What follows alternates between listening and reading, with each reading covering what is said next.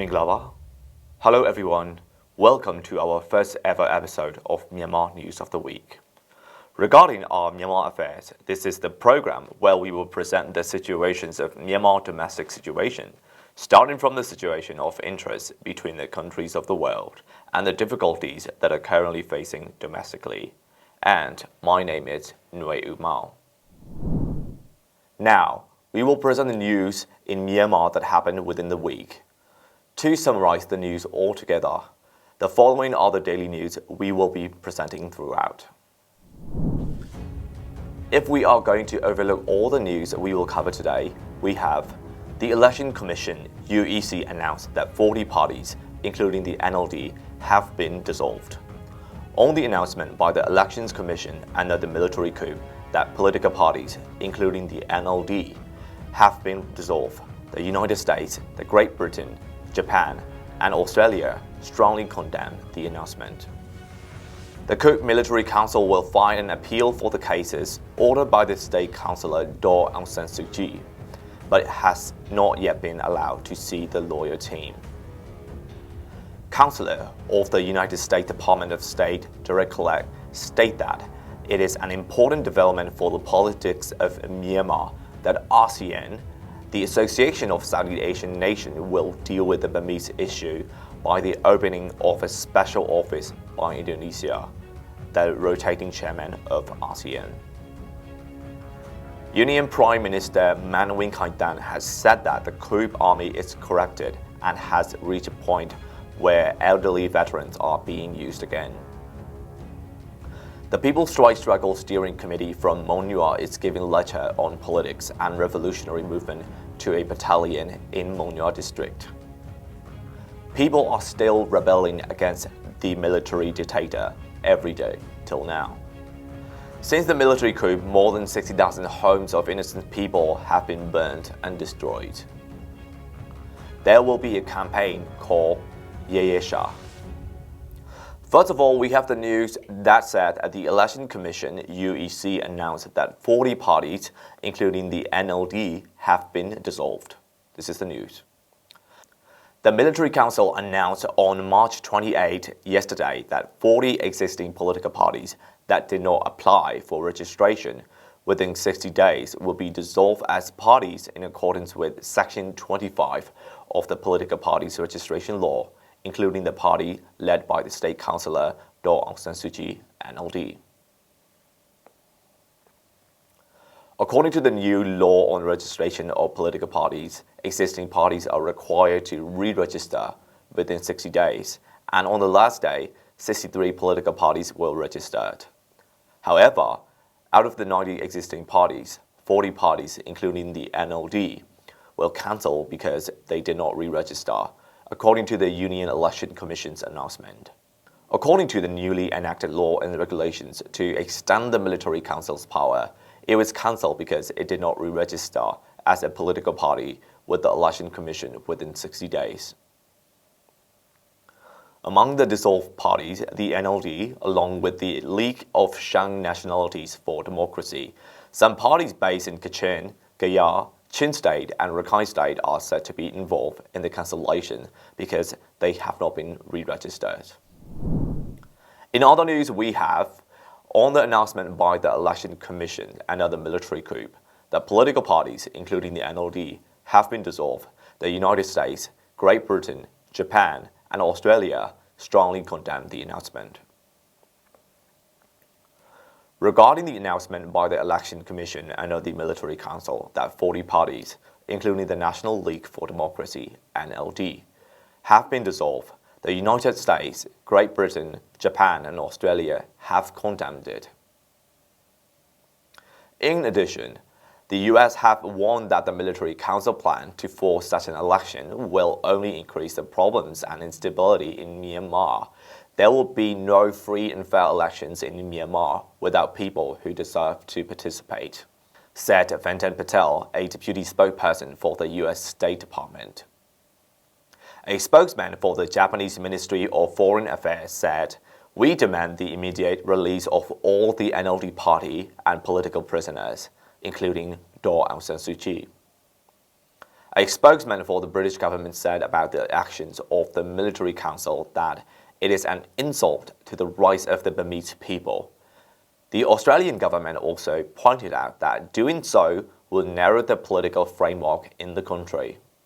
Despite the military regime's police repressions and increasing violence, the people of Myanmar are showing courage and commitment to their country's democracy, said an Australian government spokesperson.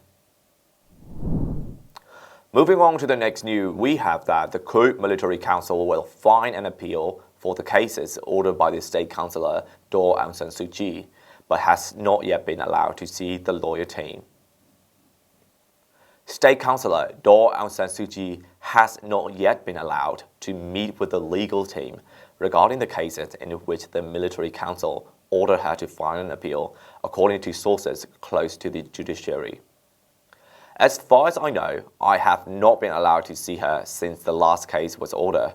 I asked for permission to see her, but I don't know why she was not allowed to see me, said a person close to the judiciary. Daw Aung San Suu Kyi lawyers wrote 3 times to the authorities of the prison, but they were not allowed to do so. President U Min was detained in Daegu prison by the military council and allowed to see his wife, so they considered that the appeal cases can be taken through her. However, Daw Aung San Suu Kyi has not been allowed to meet with her legal team for about 3 months, so there is concern that the time for appeals will run out, according to a justice lawyer. The 78-year-old Daw Aung San Suu Kyi was impeached by the military council and charged with 19 cases and sentenced to a total of 33 years in prison for those cases. Coming up next, we have Counselor of the United States Department of State Derek Collette state that it is an important development for the politics of Myanmar that the ASEAN, Association of Southeast Asian Nations, will deal with the Burmese issue by the opening of a special office by Indonesia, the rotating chairman of ASEAN. It was a very important and timely visit. As for Indonesia, he said in an interview with RFA that he had the opportunity to discuss the issues that will be dealt with for Myanmar this year as the chairman of ASEAN. Within the Ministry of Foreign Affairs of Indonesia, a special office has been opened to provide guidance and direction to ASEAN for the Burmese issue. To lead this special office, both in Indonesia, and it is proposed to appoint a senior diplomat who is well known in the United States. I had the opportunity to talk with him and Foreign Minister Marsudi about Myanmar affairs. He also said that all of them are seriously thinking about how to come up with a solution to the Myanmar crisis this year. Next, Thailand is an important country for both the United States and for Myanmar citizens. During this trip to provide humanitarian assistance to the refugees who cross the border from Myanmar to Thailand. In cooperation with ASEAN, we will put pressure on the military council.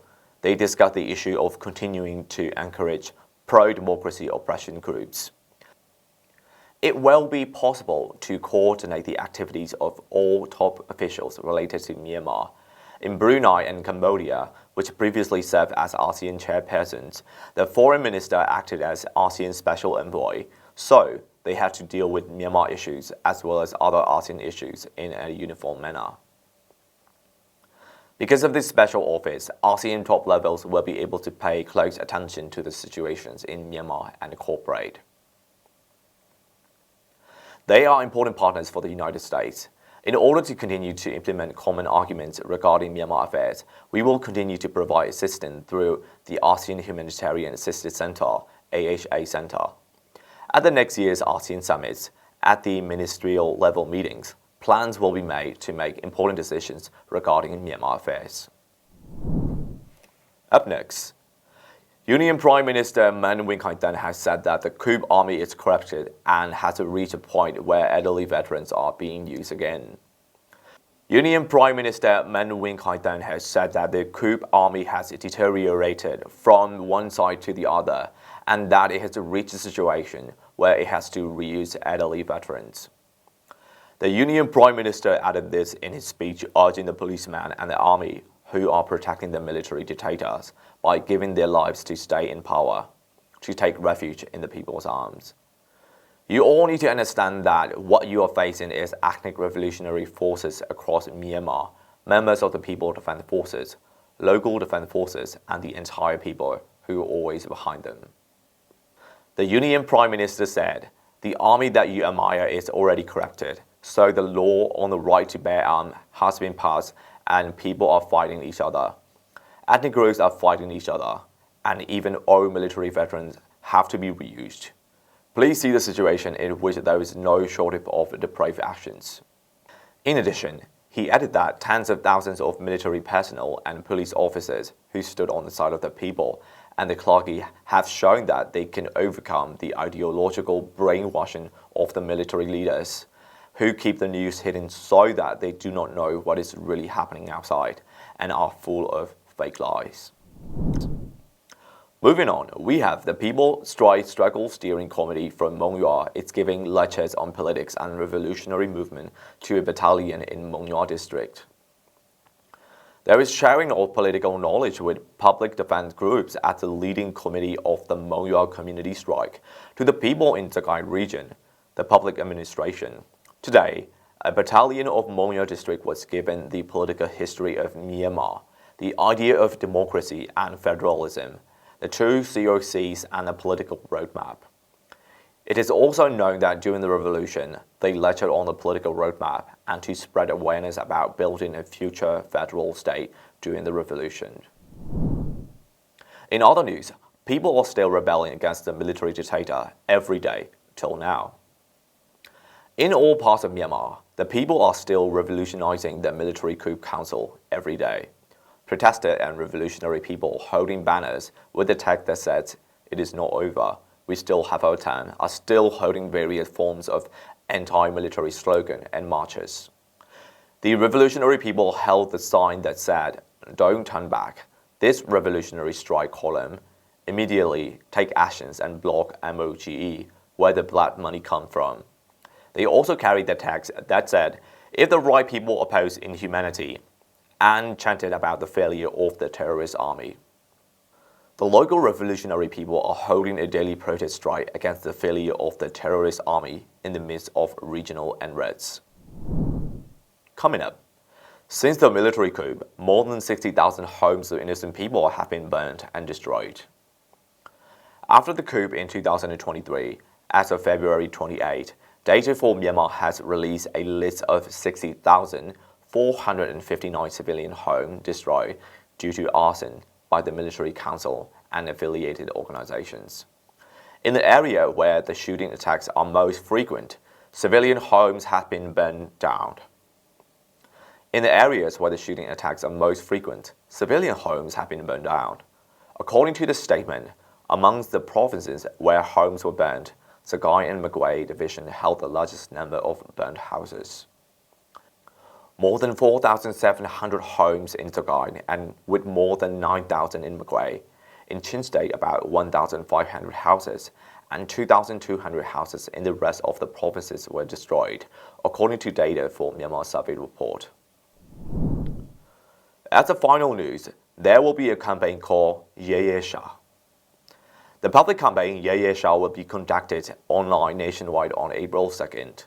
Spring Revolution on Facebook search bar as a whole public. They will write and search for the words of Revolutionary Dingjian and FTC together. It's a campaign that is very easy and everyone can participate. So we want everyone to participate together. They are trying all kinds of ways to bring down the dictator. So I ask the people to join together. This is a recap of the news that we gathered during this week. Every day, Myanmar is still trying to achieve democracy and human rights in various ways. Therefore, us people all over the world, as well as each country in the world, I would like to urge everyone to help restore democracy and basic human rights in relation to the Myanmar issue. Thank you all very much for your time.